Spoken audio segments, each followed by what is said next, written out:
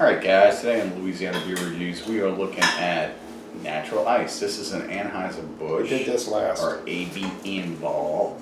AB InBev. InBev, excuse me for mispronunciation of the words. Beer, and it's got a new label on it. It used to be white, now they've gone to a black label. Don't know why. But it clearly has their logo on it, and it's a 5.9 ice style. Pretty much just about every one of these ice styles, no matter who makes it, I've tasted, are very similar. They're kind of like clone beers of one another. Same basic tasting beer, variants of the same beer. And it came out in 1995, sort of like a test market, and it did well, so they went nationwide with it in 96, 22 years ago. Nationwide, just like ZZ Top. Right, and a few things about this beer. It has won awards, and secondly, I don't think you poured enough for yourself. Secondly, it's 5.9% alcohol, but the calories are very low on this beer, like 121 calories. It's almost like a light beer with high alcohol. And that's a good thing when you're not looking to get filled up per se, and you want to have a beer and you want to get the little buzz off of it per se. And the website talks about it, you know, how they use, I think, rice and corn, and you know, it's supposed to be so good. And there's a locator tool where you can look up what stores in your area sell it. If you look it up, it'll show them, you know. It's sold in bottles in some parts of the United States, but mostly around here it's in cans. Mm-hmm. And it was made on this was canned on the 81st day of 2018 in Houston, Texas. There's the H. So mid-March. Yeah. 31 and 28 is 59. Yep. So. All right. So this is made by the big boys, the Budweiser family. And the real strong one is the Natty Daddy. Natty Daddy. And they have Natural Light, was their light version. Right. Which is quite tasty on a light beer. Yeah, we never. It's not bad. We'll visit that one day. Okay.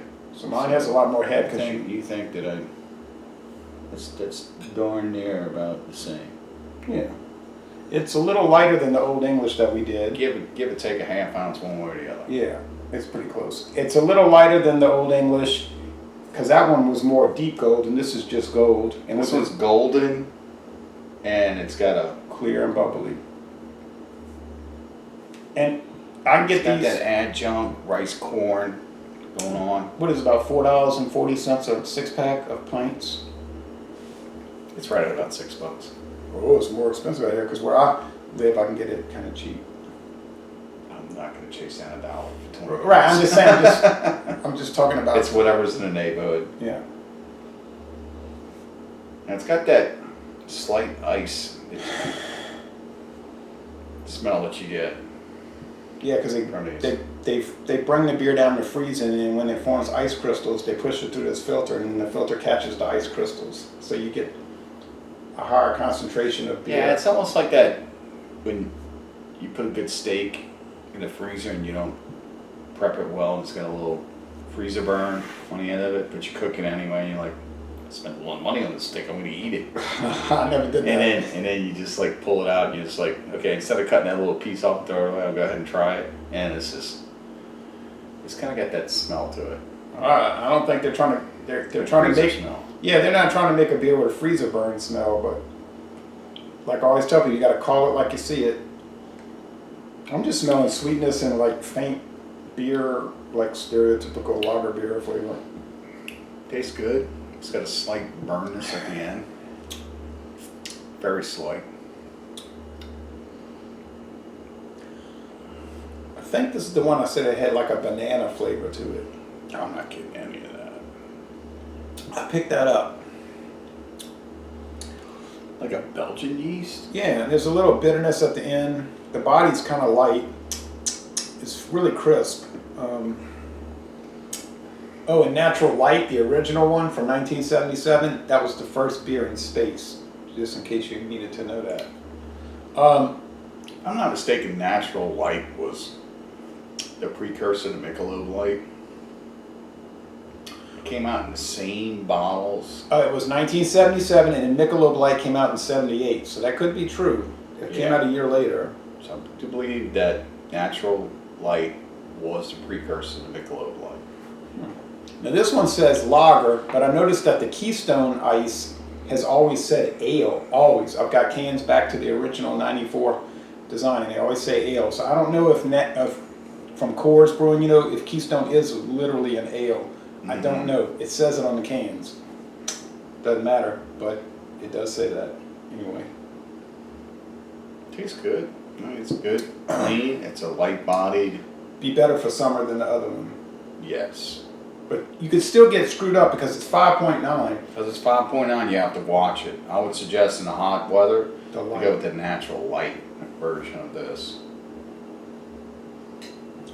And definitely do not entertain the Natty Daddy. No. Unless it's... I don't mess with that beer. That beer is good, it's well made, but it's too strong for me. I can't handle it. In some cases, I find that the body's real light for the alcohol, so it goes down really fast and then hits you like a ton of bricks. Right. Or maybe the alcohol's higher than what they're saying. Higher than 8? Could Oh, be. they do say on the website, with any brewing process, the alcohol levels may vary on these beers. They have a disclaimer that what you're reading here on the can may not necessarily be what you're getting. But anyway, I don't mess with Natty Daddy. Natural Ice is right in my wheelhouse. It's like perfect ABV, and I buy this stuff all the time in 30 packs for $17.99 at Walmart. It's like perfect ham sandwich with Swiss cheese and a little spinach salad beer for me. Yeah, it's pretty good. It's not bad at all. Definitely a little bang for your buck at the 5.9. Bargain beer, you know. Yeah, it's bargain beer. I guess that's what we're doing today is we're trying some bargain beers. Just no Or what point. some folks might consider bargain beers, but a way they're marketed, but a way they're shelved next to other beers.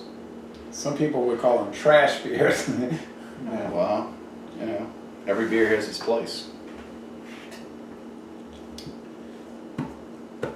Maybe not Earthquake. I don't know what that place is. I don't want to be in that place. I've had Earthquake. I don't want to be in that place. How would you score this one? It's Earthquake a beer. Oh yeah, you can get it right there at Racetrack. I'm not interested in Earthquake beer. And you will never forget it, but you may not ever like it. It's not one of those flavored beers either. It's not like flavored or with caffeine in it like Four Loko. It's just... Oh, let's get off of that. All right. It's an experience. Like appendicitis. I would give this a solid A. A solid A. And you Yeah. gave the Keystone Ice an A. Solid A. To the higher part of solid A. And they're the evil empire that you don't even like. Anheuser-Busch. I didn't say I didn't like them. I don't like their flagship beer, Budweiser, because it is beechwood aged, which they take big chunks of beechwood and they throw into the process of the fermentation. Correct. And it gives some kind of weird flavor. It's almost like gives you a headache. I've talked to so many people over the years that said Budweiser gives And them... I don't like their lighter version, which they don't beechwood either. They say- the Bud Light. I just don't. I like other beers that they make. Michelob, Michelob Bock, Amber Box. I've I had think some... they do a really good job on those beers. It's just something about the beach. Some of these lighter beers where they actually it seems like they're brewing good beer as opposed to like making a beer for the masses.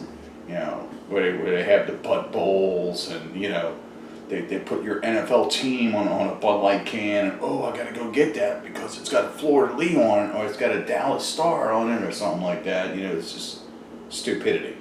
I'd much rather have these beers.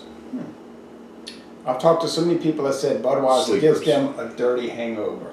They call it a dirty hangover. I've never drank enough Budweiser in a day to have that problem, but I said it must be something to do with their yeast strain. I thought. I didn't know if it was the No, beechwood aging. I think it has something to do with that beechwood. It's just, it does. It gives you a headache. It's almost like something's in your head, and it's just. Yeah, I always say that when you drink Budweiser, it's like somebody's putting an ice pick through your temple. Yeah. You ever looked at a Budweiser beer carefully? They almost look kind of green. There's a green. What are you talking about? No, I'm serious. It's like really weird. But anyway, let's get off of Budweiser. It's almost, I don't know. Budweiser gets me real confused. But anyway, I agree. I would say A-. I'm not gonna go solid A, but I love I go that. solid A. I didn't even step out and say out of all the ones I've tried like this is the best one. Oh, it's so clean and easy to drink. Yeah. Get you in trouble.